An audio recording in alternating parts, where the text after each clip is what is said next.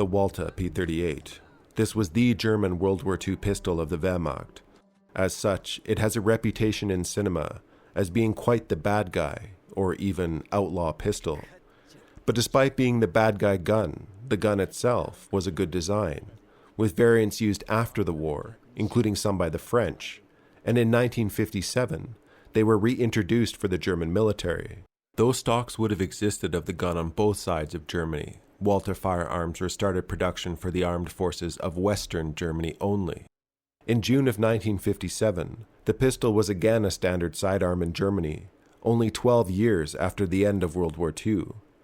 Stocks of the P1 variant of the P38 would remain in limited use by the German army until the early 2000s. Though the Wehrmacht used a significant number of pistols during World War II, most famously the Walther PP series and the Luger, the P38 was specifically developed by Walther for service with the Wehrmacht at the beginning of World War II. The Luger first began production in 1904 and the Walther PP series in 1929. The P38 was to replace the Luger, which was complicated and expensive to manufacture.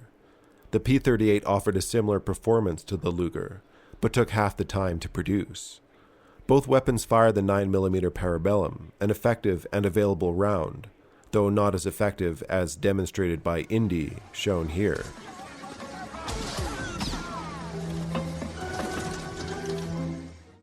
The P38 concept was accepted by the German military in 1938, but production did not begin until late 1939.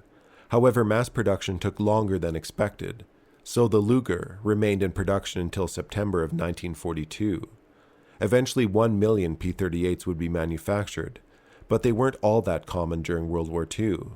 German officers possessed a varying array of sidearms during the war, often arming themselves with foreign-produced pistols from captured nations. The P38 as such is slightly overused as the Nazi sidearm in the movies.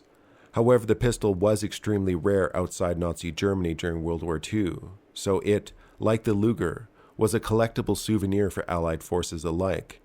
Outside of Germany, Sweden was the only other nation to buy an early production run. During World War II, the P38 was produced by Walther, Mauser, and Spreewerk. Some later experimental P38s include ones chambered in .38 Super and .45 ACP. A few short P38Ks were made, which are highly collectible. The gun saw a surge in popularity in the 60s after being creatively featured in The Man from U.N.C.L.E. The P38 had some interesting and novel features on introduction. The gun has a hammer drop safety. The shooter can chamber a round, then use the safety decocking lever to lower the hammer without firing the round, then safely carry the weapon with a round chambered. The lever can stay on safe, or if returned to fire, the weapon remains safely ready, with a long double-action trigger pull to fire the first shot. The gun uses a double-action, single-action trigger, and was the first locked breech pistol to do so. After firing the first shot using double-action operation, the firing mechanism extracts and ejects the first spent round, then cocks the hammer and chambers a fresh round. The gun now operates as single action. Such features would become common on many modern pistols, like the Beretta M9. The P38 took many design inspirations from the Walther PP series. This includes a loaded chamber indicator. The tip of a metal rod protrudes from the rear of the slide when a round is chambered.